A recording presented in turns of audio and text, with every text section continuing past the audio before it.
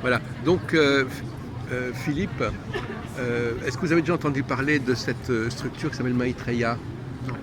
Alors, En fait, on va rectifier. Voilà. Nous, c'est un stand qui parle qu'on est bientôt à la veille de l'émergence des maîtres de sagesse, dont le principal s'appelle Maitreya, et qui est prévu de donner des conseils politiques, économiques et spirituels à l'humanité, parce qu'on arrive à une nouvelle ère qu'on appelle l'ère du Verseau, donc un changement de transition totale des civilisations.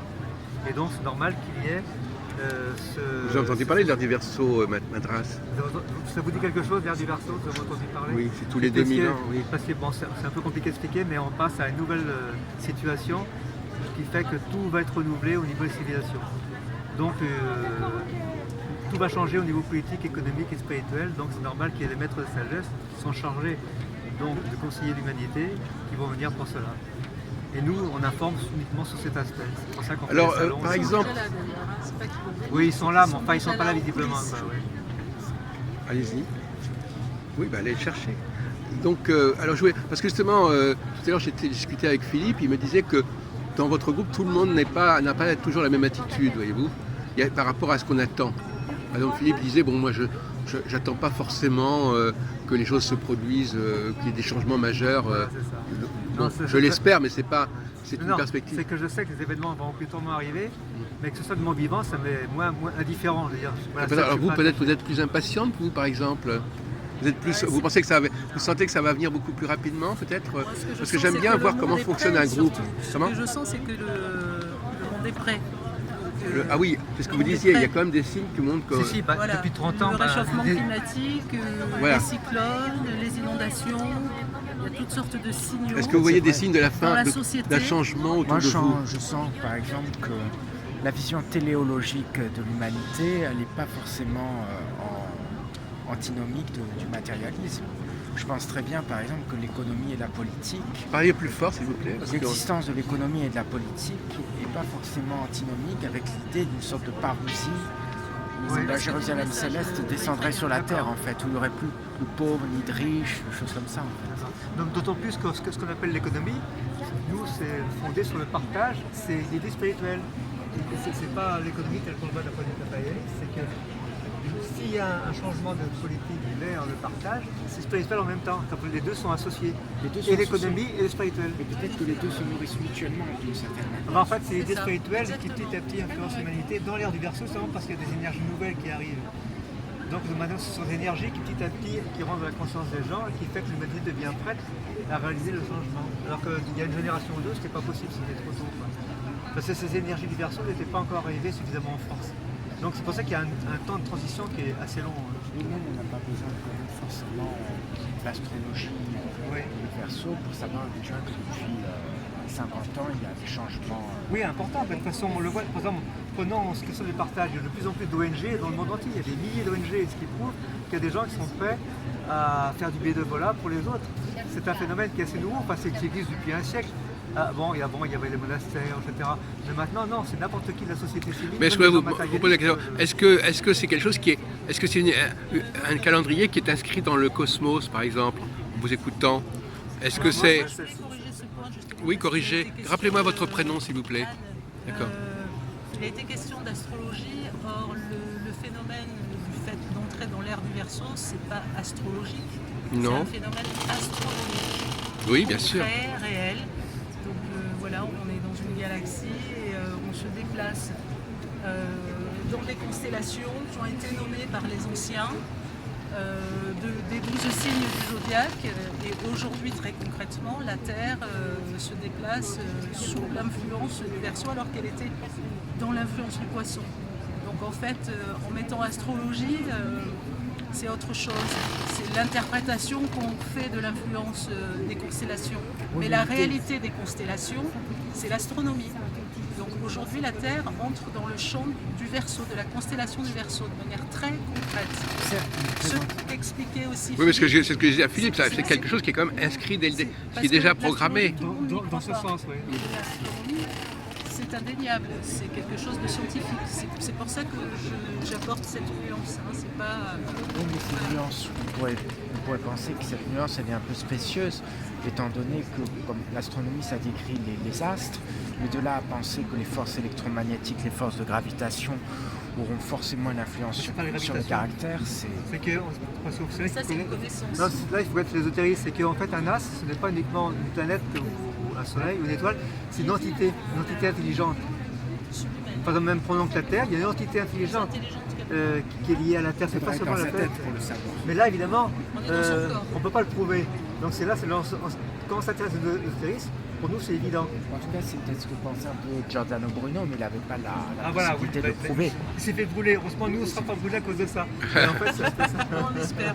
voilà. Mais en fait, il faut comprendre que les planètes sont des astres, sont des entités intelligentes et spirituelles, et pas seulement des... Donc la gravitation, c'est pas ça qui joue En fait, en on jeu. ne peut pas en avoir de certitude absolue, mais c'est vrai que la réalité de la science a l'air d'abonder dans ce sens-là, attendu que la plupart des atomes qui composent les molécules de nos cellules ont été forgés au cœur des étoiles.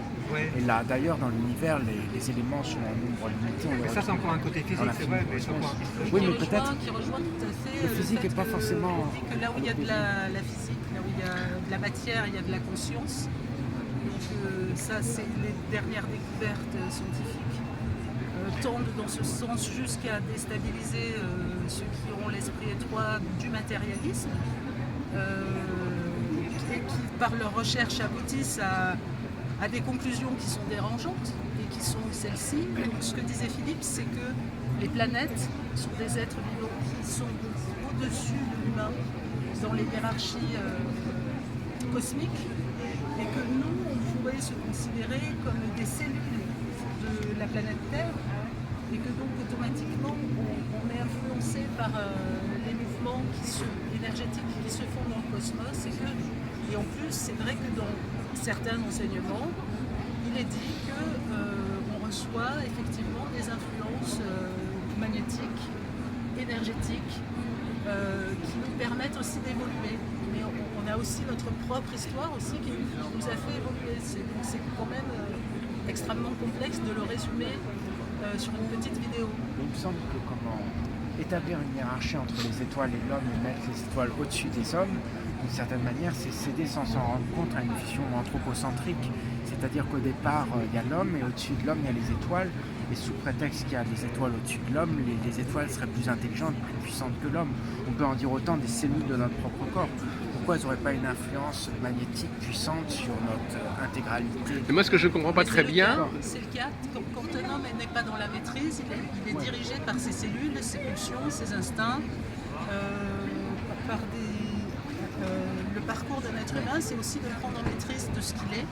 Et tant qu'il n'a pas cette conscience, il est conduit, il est, comment dire, il est gouverné par peut-être par ses cellules, par ses pulsions, par sa faim, et c'est comme ça que l'humanité aussi Par le s'est corps astral, surtout, voilà, le corps émotionnel. s'est comportée dans le monde. Et aujourd'hui, elle est venue petit à petit prendre maîtrise, essayer de faire descendre ses idéaux et ne pas être guidé seulement par sa pulsion. Je pourrais illustrer par un exemple géopolitique. Par exemple, aujourd'hui, on a abondance dans le monde et pourtant il y a énormément de gens qui meurent de faim. Hein. Et pourtant, on a quand même l'idéal où tout le monde connaît le mot bonté, tout le monde parle des droits de l'homme, mais on n'est quand même toujours pas en capacité, alors que matériellement, techniquement, technologiquement, on a les moyens, on n'a toujours pas la volonté politique suffisamment ferme de le mettre en œuvre. Ça veut dire qu'on est gouverné par quelque chose, et notre but c'est ça, on l'affiche partout, mais dans la réalité, c'est pas manifesté.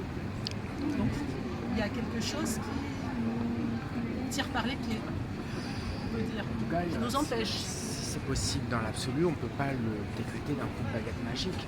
Et la raison pour laquelle il y a des ce que je ne comprends pas très bien, c'est, alors finalement, les choses vont, de toute façon doivent suivre leur cours, c'est ça? Au fond, on n'est pas tellement, au fond, Non, c'est pas une vision fataliste, c'est- c'est à non. nous de faire, ah oui, c'est ça, c'est l'articulation qu'on aimerait bien comprendre. comment à la fois les choses sont plus ou moins déjà prévues au niveau de la datation, et en fin de compte, c'est quelque chose que nous avons en nous, on tombe dans le problème de la grâce, c'est-à-dire c'est quelque chose... La datation, elle dépend que de notre bonne volonté. Ah bon Il y a des idées énergies qui nous influencent, mais il faut qu'il y ait une réponse positive. C'est là où il intervient la liberté, une réponse positive des hommes. Comment la liberté peut modifier cette situation, peut retarder La preuve, c'est que de plus en plus on voit dans le monde qu'il y a, en gros, pour simplifier, ce qu'on appelle les progressistes, qui sont pour un changement, et les conservateurs. Les réactionnaires. Les réactionnaires. Donc en fait la liberté, c'est là, chacun choisit son camp. Et alors ça peut changer le processus va quand même finalement s'imposer. Il y a de plus en plus de progressistes. Oui. Mais il y a un seuil, disons, pour que ça bascule. Oui, mais le fait qu'il y ait des progressistes ou des réactionnaires, c'est pas déjà lui-même, parce que c'est pas déjà quelque chose qui est programmé en soi. Mais disons que dans l'esprit, opposer déjà des catégories à d'autres, c'est déjà pas l'esprit du Verseau. L'esprit du Verseau, il est inclusif, donc du coup, il n'est pas question de réactionnaires, conservateurs.